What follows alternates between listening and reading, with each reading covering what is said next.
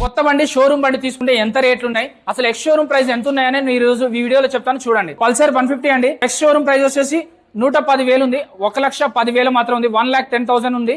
So ఇది ex showroom price అండి. అలాగే 220F లో కావాలంటే 220F లో ఉంది. ఇది వచ్చేసి 1,41,000 ఉంది. 1,41,000 ఉంది.